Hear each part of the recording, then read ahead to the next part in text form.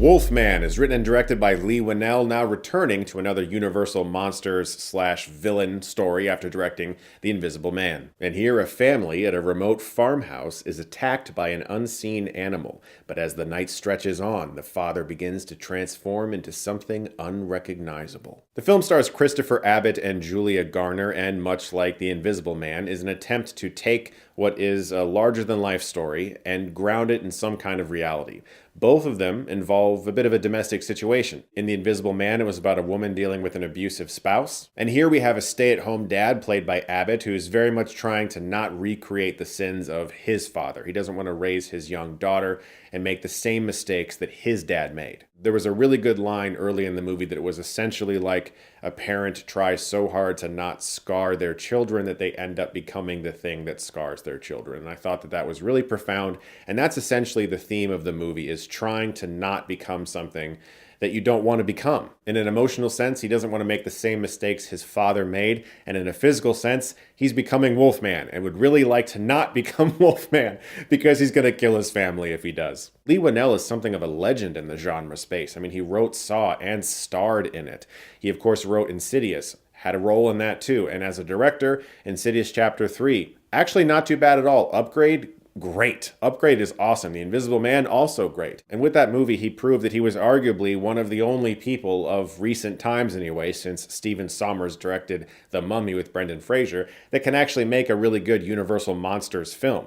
The Invisible Man is not quite a monster, but he's certainly a villain. With Wolfman, though, he jumps headfirst into the monsters category and does a very good job. I don't think this film is as good as The Invisible Man, but I also don't think that it's necessarily trying to do the same things that film did. It's certainly not as emotionally resonant, nor is it as long as that film, but this is far better than I expected any 2025 reboot of Wolfman to be. This film has a lot of really good ideas. I already talked about some of them, but some others are the fact that this movie isn't so much about one transformation sequence that is like end all be all, like an American Werewolf of London, where it's like the greatest werewolf transformation ever.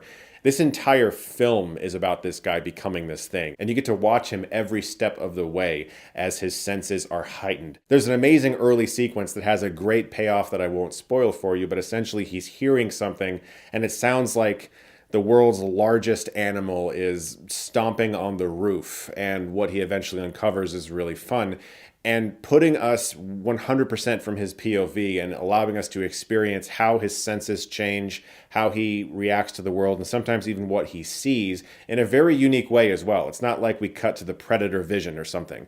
We are in the real world. We are looking at things the way a normal person would, and the camera will shift and it will dolly and will go around him, and the image will begin to transform into what he is seeing. And that was a great idea that pays off in one very effective scare inside a barn. Beyond that one scare, though, I don't really know that that idea had any great payoff, but it was visually really fun. I thought Christopher Abbott in particular was great here because he is playing a father that is trying so hard to not do the same thing his dad did, and he's trying his best to be the best dad he can, and you instantly like him for that. You can see that there's a little bit of his dad's anger and rage that he is holding back and trying to not be like that early on in the film. And as far as character, this is my favorite thing they do in the whole movie, is the idea of becoming something you don't want to be and trying to be a good father. And I think that's handled very effectively. Also, the actress who plays the young girl, Matilda Firth, was terrific. And Julia Garner has mastered the art of looking genuinely terrified, because she is very, very scared for like half this movie, and she's really good at it. And I was actually kind of surprised at how simple the movie was, because at the end of the day, it really is just a movie about survival. You don't want to die. This thing is trying to kill you, and let's not let that happen, because The Invisible Man had so much depth and so many different characters, and this movie is very contained. And I was also surprised at how quick it starts, really. I mean, once they get there, shit hits the fan, and the movie is that for the rest of the runtime, which is really exciting.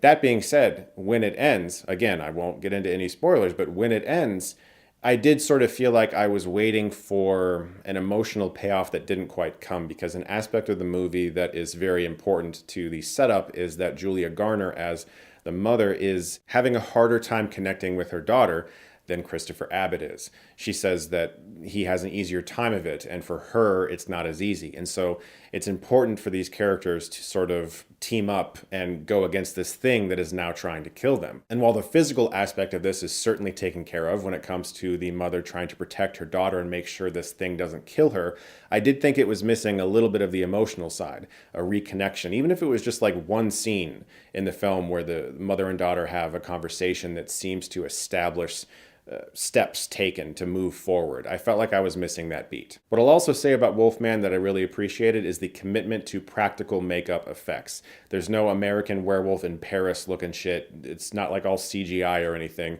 This is makeup. And there's also a commitment to being a wolf man. This is not like he transforms into some sort of canine beast. It's just that emotionally, I think there were a few extra things I would have liked to have experienced in the final 10 minutes. But this is a good werewolf movie with a lot of good tension, a lot of good scares. It's very well paced. It never really feels like it drags, at least for me it didn't. And in all the ways that a Wolfman reboot could have gone wrong, I think this movie sidestepped most of them. So guys, if you see the film, I'll be curious to know what you thought of it. Thank you so much as always for watching, and if you like this, you can click right here and get Stuckmanized.